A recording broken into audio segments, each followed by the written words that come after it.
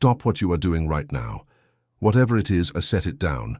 Because what I'm about to say to you is not something that can wait until tonight, and it is not something the algorithm randomly dropped on your screen.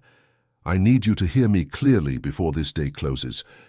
You have been carrying something for a long time, not a small thing, a heavy, quiet, persistent thing that you have not said aloud to most of the people in your life because they would not understand it, or because you did not want to frighten them, or because honestly you are not entirely sure how to put words to a feeling this constant.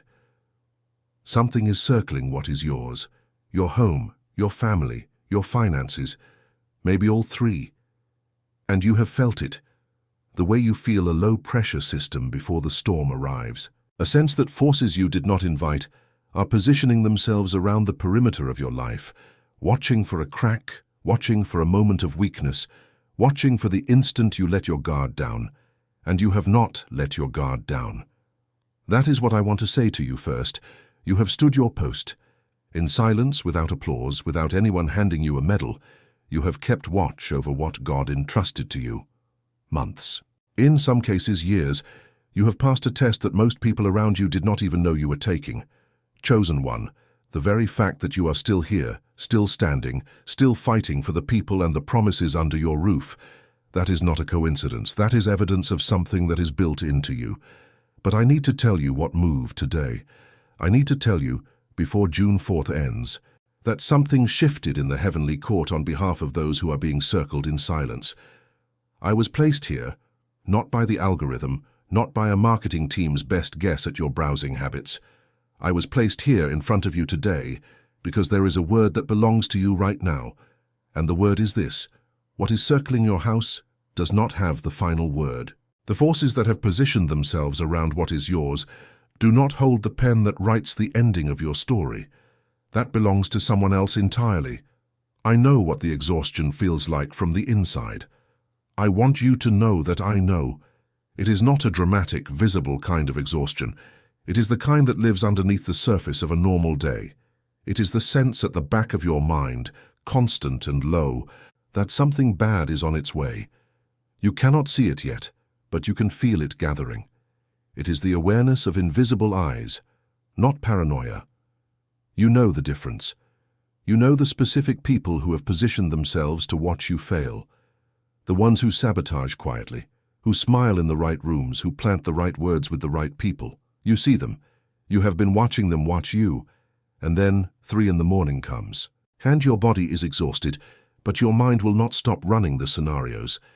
What if they move before you can prepare? What if the finances break at the worst possible moment? What if the thing you have been holding together finally comes apart? You replay the threats.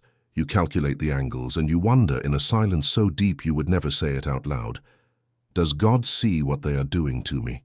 Does He see the maneuvering, the quiet hostility, the pressure that has been building? Does He know that I am doing this largely alone? He sees it. He has always seen it, and because He sees it, I need you to do something right now before we go any further. If you believe that divine protection is stronger than any enemy that has encircled you, if you believe that, even in the middle of the exhaustion, even on the hardest days, I want you to press like on this video, not as a favor to the channel, as a prophetic agreement, a declaration between you and heaven that you are still standing on the side of your protector. And when you press it, I want you to pray something simple with me. Lord, in the next 72 hours, give me clarity about what is real and what the enemy has manufactured to frighten me. That is all. Press it and pray it. Now, this vigilance exhaustion you are carrying, it has a name. And more importantly, it has a path through it, not around it, through it. In the first pinned comment below this video, I have left something called the Solomon Code. It is a practical path built in 3 movements, diagnosing the breaches that are draining your resources, your peace and your ability to discern clearly, quieting the soul that has been stuck in permanent alert mode, and learning to decide with discernment, anchored in something deeper than fear. I'm going to tell you more about it in a few minutes, but first I want to take you somewhere. I want to take you to the most persecuted man in the entire Bible. Not a man who lived in comfort and had a few rough patches. A man who spent years being hunted. a man who knew what it was to look at the people and situations circling him and understand, with total clarity, that they wanted him gone. His name was David, and in the middle of that encirclement, in the middle of the kind of pressure that would have broken most human beings, he wrote these words in the 27th Psalm. "The Lord is my light and my salvation. Whom shall I fear? The Lord is the stronghold of my life. Of whom shall I be afraid?" Notice what he did not ask for. He did not ask for military intelligence. He did not ask for the enemy's plans to be exposed or for his adversaries to be struck down. What David asked for was presence. One thing: to dwell in the house of the Lord, to gaze upon his beauty.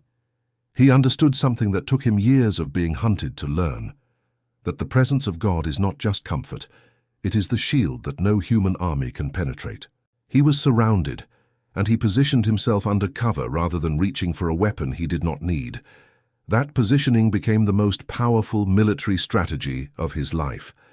What you are living right now has a name in Scripture. It is not punishment. It is not abandonment. Silence can be a spiritual strategy, not a sign of weakness. When the Israelites stood at the edge of the Red Sea with Pharaoh's army closing in behind them, God did not give them a sword. He gave them a word through Moses. "Be still and watch. The Lord will fight for you." The enemy wanted a reaction. He wanted panic, flight, or surrender. What he did not calculate for was stillness.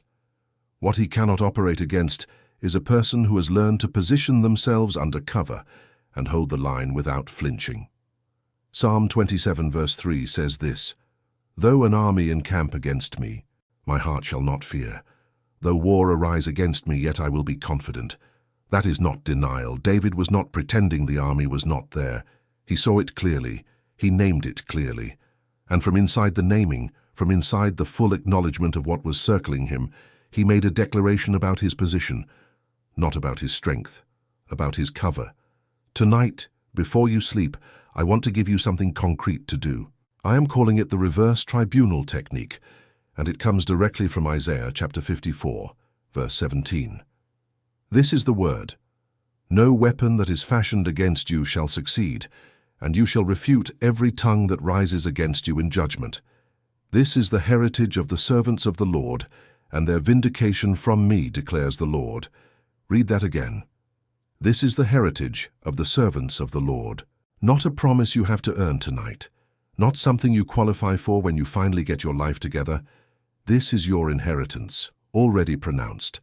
The heavenly court has already issued its verdict on every weapon formed against you. The question is not whether the verdict exists. The question is whether you are positioned as someone who knows it. Here is the technique. 3 steps. Do this tonight, alone, before you lie down. Step 1. Name the enemy aloud. In private, your room, your car, wherever you are alone. Name the specific person, the specific situation, the specific financial pressure or relational threat or occupational danger that has been circling you. Say its name out loud. Do not be vague. Vagueness is what the enemy wants. It keeps the threat formless, shapeless, enormous, everywhere. Naming it strips it of that power. It pulls the shadow into the light and lets you see what you are actually dealing with. Name it. Say it aloud. The situation with this person. The pressure in this area of my finances. This threat to what is mine. Name it. Step 2. Reposition yourself. You are not the defendant in this case. You are the witness, the protected witness. The verdict has already been handed down before you ever walked into the room. The heavenly court convened before you were born. Isaiah 54:17 is not a prayer. It is a sentence already pronounced. You do not need to convince the judge. The judge has already ruled. Your job tonight is to remember which side of the courtroom you are standing on. You are not the accused, you are the covered. Stand in that. Step 3. Proclaim it. Standing up, out loud, not lying in bed, not whispering it under your breath, not reading it quietly in your mind. Standing, because that is how those who govern speak when they pronounce a verdict. Say these words: "No weapon formed against me shall prosper. This is my heritage as a servant of the Lord." Say it once per named enemy. If you named 3 things in step 1, say it 3 times, once per name. Before sleep, standing. Do that tonight. It is real. You can use it. And in the morning you may notice something has shifted, not necessarily in your circumstances, but in you.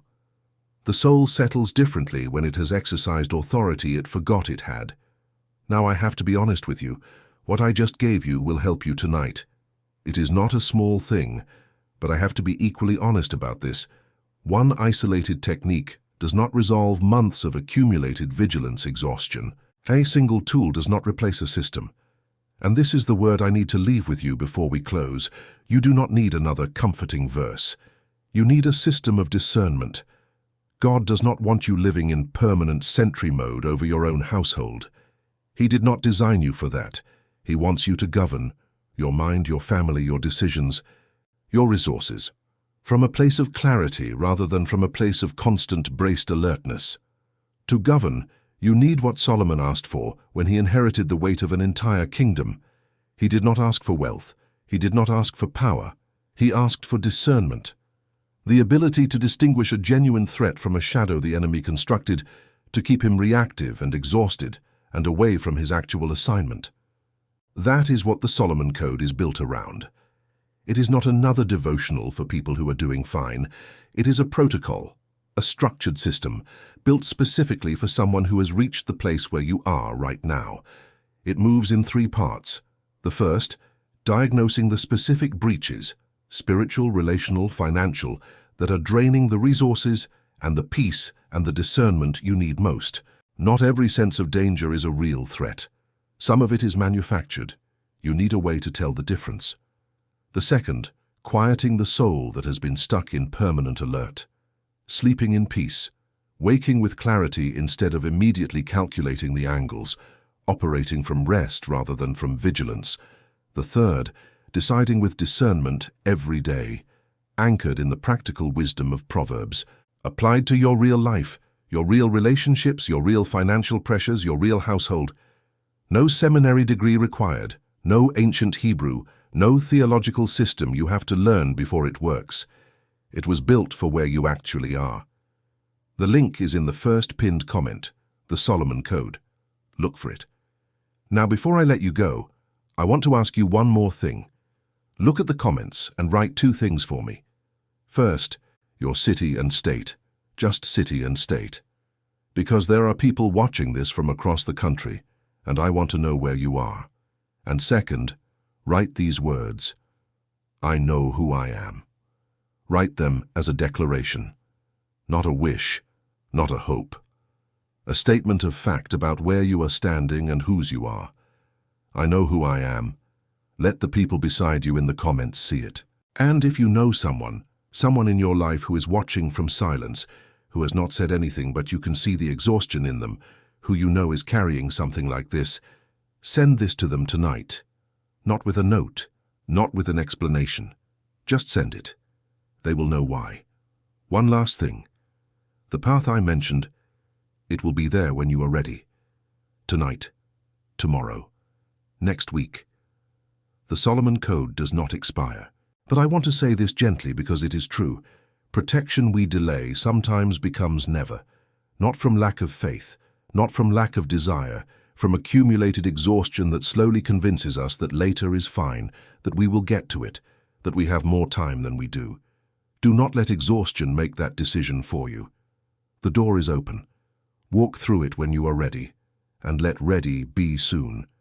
Go in peace, and govern what is yours.